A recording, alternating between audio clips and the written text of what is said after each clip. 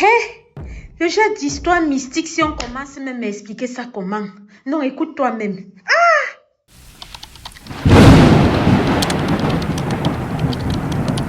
Oui, je suis une vendeuse à la sauvette. Donc, à mes débuts, je vendais, tout allait bien. Et nous étions un peu nombreux qui faisons ce commerce-là. Ceux que j'avais retrouvés sur place là-bas, déjà qui faisaient ce commerce avant moi. Donc, nous vendons bien. Avec le temps, on s'est un peu familiarisé. Deux d'entre eux qui m'ont proposé que pourquoi pas, est-ce qu'on ne pourrait pas souvent se déplacer pour aller dans des petits villages environnants pour les jours du marché de ces villages pour essayer de vendre. Bon, je leur ai dit que c'est une bonne chose. C'est comme ça que on essayait de voir les jours qui devaient avoir des marchés dans ces villages. On essayait de voir ces jours-là et en fonction de ça, on préparait nos marchandises pour nous rendre là-bas ces jours-là. Et tout allait vraiment bien. Quand on arrivait là-bas les jours du marché, on vendait bien et tout, et puis on rentrait. C'est comme ça que, avec un peu de temps, il y a une autre jeune sœur qui vendait aussi, qui est aussi venue vers nous pour savoir comment est-ce qu'elle pourrait faire aussi pour qu'on soit avec elle ces jours du marché et tout, qu'on lui dise un peu comment ça se passe. Et on l'a expliqué que voilà, c'est juste que ces jours du marché, on se rend là-bas et tout. Et c'est comme ça qu'on allait ensemble avec elle aussi. Donc nous étions à 4 déjà. Au fur et à mesure que le temps passait, un jour, les deux aînés que nous avons trouvés, que moi j'ai trouvé dans cette vente à la sauvette, nous ont approchés, cette jeune sœur et moi, pour nous faire comprendre que on leur a parlé d'une dame qui serait à Likomba et qui aide les personnes dans leur commerce. Que est-ce que on ne pourrait pas aller là-bas essayer de voir comment cette maman-là pourra nous aider pour qu'on puisse vendre encore plus. Nous avions été d'accord, nous étions d'accord. C'est comme ça donc que nous nous sommes donc rendus là-bas à Likomba. Et quand nous sommes arrivés, effectivement, nous avons vu la maman. Un d'abord est entré. Il allait, il a causé avec la maman, il est sorti. L'autre aussi est entré, il a causé avec la maman, il est sorti. Moi-même, je suis entrée, j'ai causé avec la maman. La maman m'a posé quelques questions. J'ai répondu, je l'ai fait comprendre que je voudrais vendre, je voudrais que quand j'ai ma marchandise, que ça passe. Elle m'a dit qu'il n'y a pas de problème. Et elle m'a demandé d'acheter une chaîne. Que j'achète une chaîne et que je revienne avec cette chaîne, que c'est sur cette chaîne-là que nous allons travailler. Et pour avoir cette chaîne, ça ne devait pas être avec mon propre argent que je devais acheter cette chaîne. C'était une chaîne que je devais demander un peu d'argent à la famille et à ceux qui me sont proches, aux amis, un peu à tout le monde. Question que chacun me donne un peu, que ça fasse quelque chose de consistant et que c'est avec cet argent que je devais acheter cette chaîne. Bon, donc nous avons donc pris rendez-vous. Je l'ai fait comprendre que je vais rentrer, essayer de me battre pour collecter l'argent et acheter avant de revenir. Et nous avons été d'accord. À la fin, elle m'a fait comprendre que tout ce que nous avons causé devrait rester entre nous. Et que quand on sort, que personne ne dise ce qu'il a causé à l'autre. C'est comme ça que quand nous sommes donc sortis, personne n'a demandé ce qu'il a causé avec l'autre. Personne n'a demandé. Même la jeune sœur qui est entrée à son tour, elle est ressortie, elle ne nous a pas demandé ce que nous, on nous a dit. Nous aussi, nous ne l'avons pas demandé. C'est comme ça donc que nous sommes rentrés. Quand nous sommes donc rentrés, donc, on a continué à faire notre commerce. Tout allait bien. Moi particulièrement, même eux aussi, ils vendaient bien. et on continuait à nous déplacer dans des petits villages comme on le faisait avant. Bon, le temps passait. Personne n'a plus jamais demandé à l'autre que est-ce que tu étais reparti là-bas? Est-ce que tu as fait comment avec la maman là? Personne n'a plus jamais cherché à savoir ce que l'autre a pu traiter avec cette maman là. Mais moi j'avais remarqué que le commerce des deux que j'avais retrouvé dans ce métier, leur commerce marchait un peu plus que pour nous, pas comme avant. Et même pour ma jeune sœur, ça part aussi marchait puisqu'elle a commencé à réaliser. Et même les deux là aussi ont commencé à réaliser. Moi, le temps pour moi de demander de l'argent en famille, aux amis, ça n'a vraiment pas été facile parce que c'est chacun qui avait des difficultés en ce moment-là. C'est chacun. Quand je demandais l'argent à une personne, ce n'était que des promesses. Parce que eux, ils se disaient que moi, je me bats déjà, j'ai déjà un peu ce que je peux pouvoir résoudre mes problèmes. Pourquoi est-ce que je viens encore leur demander de l'argent? Donc voilà un peu ce qui gênait pour qu'ils ne me donnent pas de l'argent. Au fur et à mesure que le temps passait, même la jeune sœur qui nous avait rejoint dans ce métier, elle a arrêté. Elle ne faisait plus la vente à la sauvette. Elle avait arrêté. Elle avait trouvé un emplacement. Elle a loué sa boutique et elle a commencé à charger. Et puis, elle voyageait même déjà parce que elle ne prenait plus la marchandise sur place. Elle se déplaçait pour aller acheter sa marchandise. Par moment, même quand elle rentrait avec sa marchandise, moi, j'allais prendre chez elle pour essayer de vendre un peu partout comme je le faisais avant. Bon, un moment comme ça, quelques années après, elle est tombée malade. Et quand elle est tombée malade, elle a tellement souffert. Elle a tellement souffert. Tellement souffert. Parce que même son terrain qu'elle avait déjà acheté pour vouloir construire, elle était obligée de vendre ce terrain pour se soigner. Même la boutique qu'elle avait louée, elle n'avait plus les possibilités de continuer à louer. C'est comme ça que tout ce qu'elle vendait, elle avait ramené ça chez elle, là où elle louait. Et même là où elle louait, il n'y avait plus de possibilités pour payer le loyer. C'est comme ça qu'elle est rentrée chez son petit frère, vivre avec son petit frère. Et tout ce qu'elle avait, elle l'a perdu. Et puis, elle est décédée. Elle est décédée. Bon, je vous avoue que quand elle est décédée, moi particulièrement, ça n'avait pas attiré mon attention. Je me suis dit que ce sont des choses qui arrivent. Mais ça a commencé à se murmurer un peu de partout. Son petit frère disait aux gens que sa sœur parlait avec des personnes, mais que lui ne voyait pas ces personnes. Qu'elle parlait avec des personnes pendant sa maladie, mais que lui, il ne voyait pas ces personnes. C'est comme ça que des gens ont commencé à parler, que peut-être c'est le commerce qu'elle faisait, elle s'est compliquée. Bon, ça se parlait un peu. Bon, bien après, ça s'est arrêté. Quand bien même ça s'est arrêté, moi j'ai constaté que les deux étaient toujours inquiets.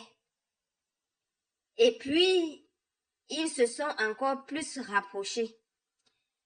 Ils ont même organisé leur mariage le même jour. Ils avaient loué une salle pour les deux mariages. C'est comme ça qu'ils se sont mariés le même jour, puisque nous étions du même village. Maintenant, après le mariage, quand ils sont rentrés en ville, nous avons continué à faire notre commerce. Tout allait bien, mais de leur côté, vraiment, ça évoluait vraiment, ça évoluait. Ils avaient des réalisations, ça évoluait, tout allait vraiment bien de leur côté. Mais sauf que ils se prenaient des femmes. Donc, celui-ci prend la femme de l'autre, l'autre prend la femme de l'autre. Il prend la femme de son ami prend aussi sa femme. Et les deux femmes le savaient. Ils avaient imposé comme ça. Et c'est ce qui se passait. Avec donc du temps, ils ont continué ainsi, le commerce marchait et tout. Mais un jour, moi-même j'ai été surprise parce que nous sommes restés à un carrefour comme ça, comme on restait d'habitude pour vendre nos marchandises. C'est comme ça que un monsieur passait. Un monsieur, je dis monsieur, mais il n'était pas normal. Il n'était pas normal. Il n'était pas normal ce monsieur. Il était presque fou. Il passait. Et puis il a pointé les deux du doigt. Il leur a dit, ce que vous faites là, ce que vous êtes allé faire là, ça va vous dépasser. Ce que vous êtes allé faire là, ça va vous dépasser. Quand il a dit ça, il est parti. Tout le monde s'est dit que, nous nous sommes dit que, ah, c'est un fou. Mais les deux étaient tellement inquiets.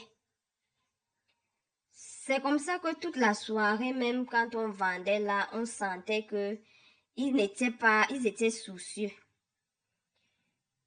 Et puis, le lendemain, il y avait un voyage qu'on devait faire pour aller vendre dans les petits villages environnants. C'est comme ça que nous nous sommes retrouvés tôt le matin pour prendre les premiers cars et nous rendre là-bas. Nous sommes donc arrivés là-bas.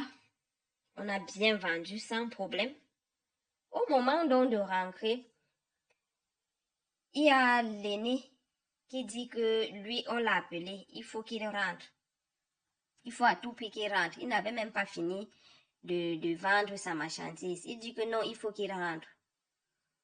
C'est comme ça qu'il rentre et puis, pendant que nous sommes encore de l'autre côté pour vendre, nous apprenons qu'il a fait l'accident et que la voiture dans laquelle il était a fait l'accident et qu'il est la seule personne qui est décédée. Quand on nous dit ça, l'autre se met à pleurer. Il se met à pleurer. Il dit, je suis fini, donc mon jour est arrivé. Je suis fini, mon jour est arrivé, mon jour est arrivé. Il se met à pleurer. C'est comme ça donc on prend donc l'autre voiture. Il prend donc l'autre voiture avec d'autres personnes qui étaient là.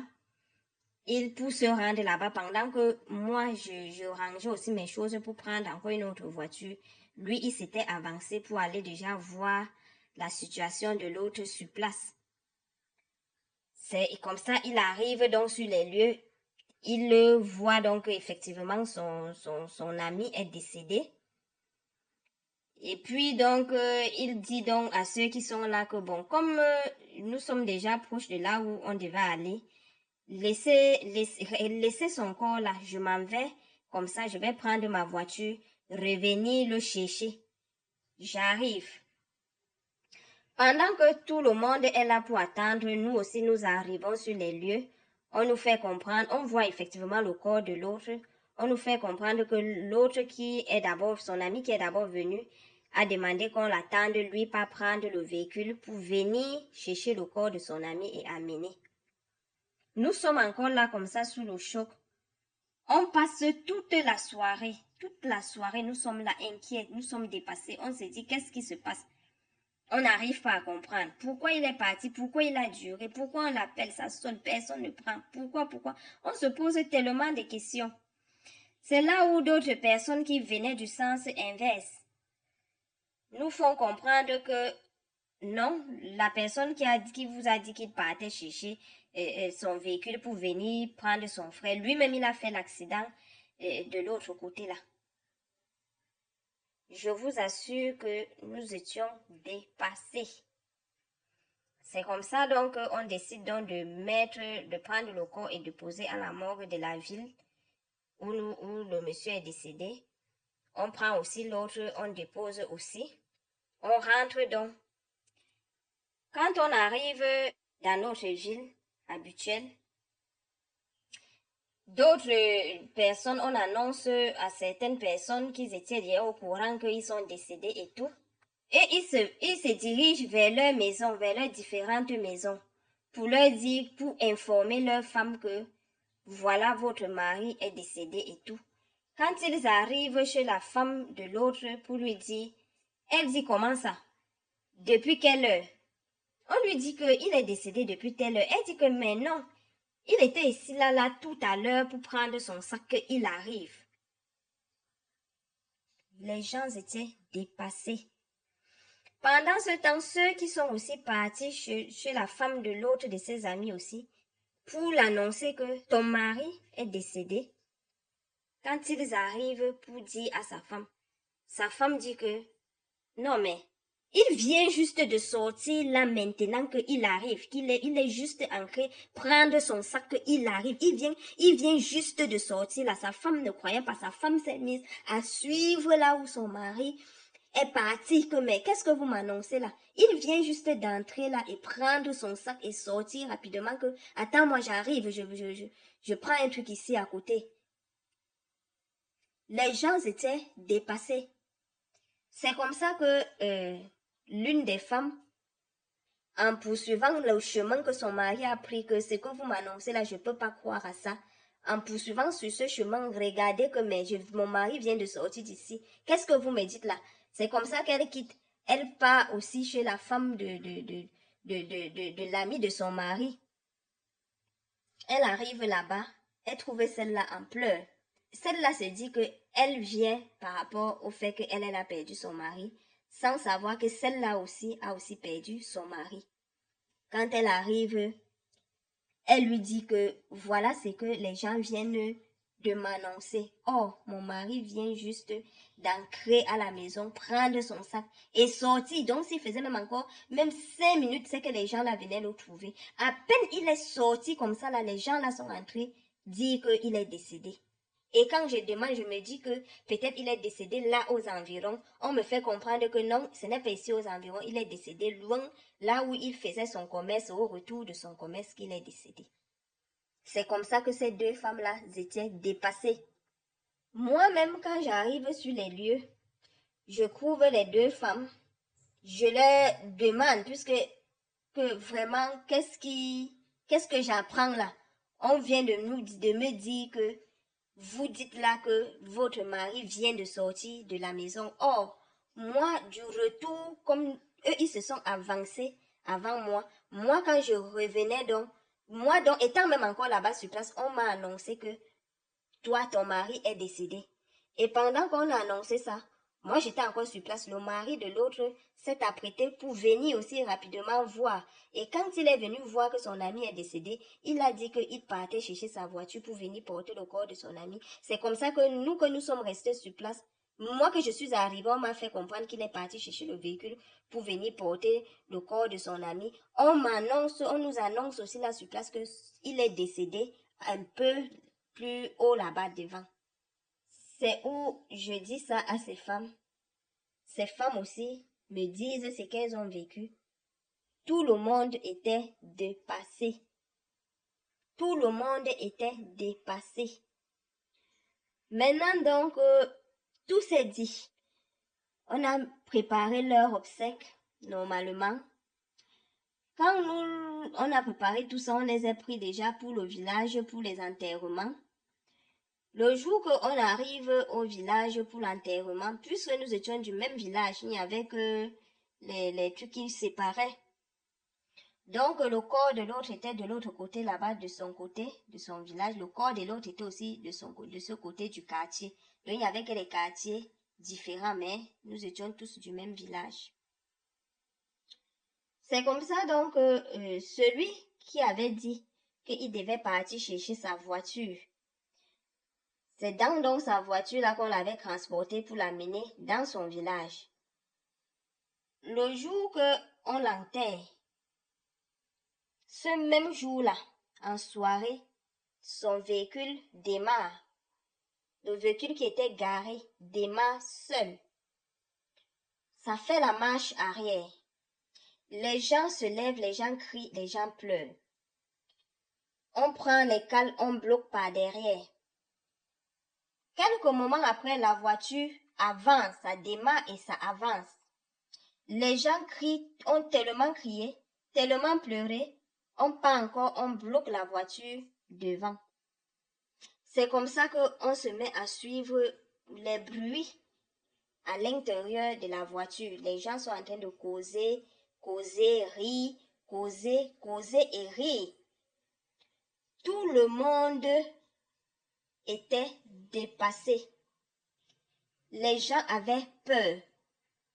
Moi-même qui étais partie là-bas avec certains de mes sœurs pour m'accompagner, ce même jour-là, dès que même la voiture a commencé à faire ça, j'ai pris mon sac avec mes sœurs.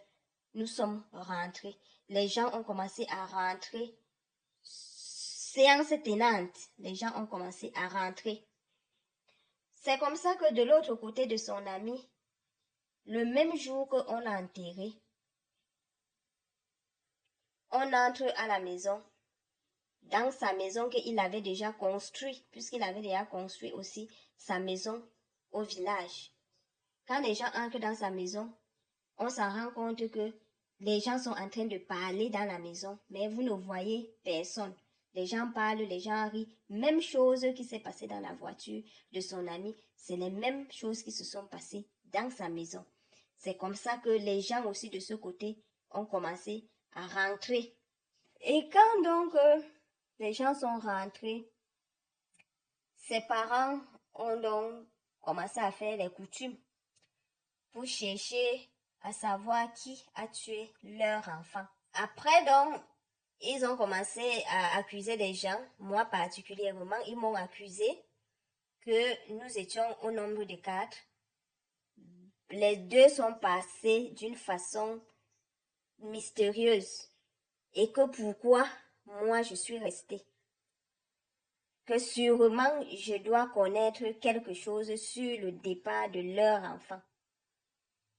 Ils ont fait des coutumes qu'ils ont dit que, après ces coutumes, la personne qui était à l'origine, qui est à l'origine du décès de leur enfant, ne fera même pas 6 mois. Et ça m'a tellement touchée que j'ai abandonné ce commerce. J'ai abandonné cette vente à la sauvette jusqu'à aujourd'hui. Et quand on se retrouve au village de nos jours, ils ont tellement honte pour ce qu'ils ont dit de moi. Moi, j'ai assisté, mais j'ai eu la chance que ce qu'on m'a demandé d'acheter avec l'argent des proches, je n'ai pas pu acheter pour ramener ça vers cette maman vers cette maman-là. Je comprends donc avec le temps que si je prenais l'argent des proches et que j'achetais cette chaîne-là avec, parce qu'elle m'avait demandé une chaîne, que j'achète une très belle chaîne, une chaîne que quand tout le monde verra, que ça serait apprécié, que je n'achète pas n'importe quoi, que je prenne de l'argent chez des proches et que je m'achète une très belle chaîne, ce qui n'a pas été fait. Donc si je réussissais à prendre de l'argent chez des proches pour acheter, sache que moi-même je devais subir ce même sort. Mais Dieu n'a pas voulu. Famille, hey! Quand je vous dis ici tout le temps que le dehors est miné, vous faites oh, vous faites ah. Tu as écouté l'histoire là? Montre-moi que tu écoutes en renchérissant en commentaire. Hey! S'en sortir, ronge. On va s'en sortir. Est-ce qu'on va s'en sortir? Jusqu'à moi, si perroquet que vous connaissez là. Je n'arrive même pas à trouver comment vous introduire ça ou bien quelle conclusion vous bombardez ici là. Hey! On va s'en sortir. Ça, c'est ma question.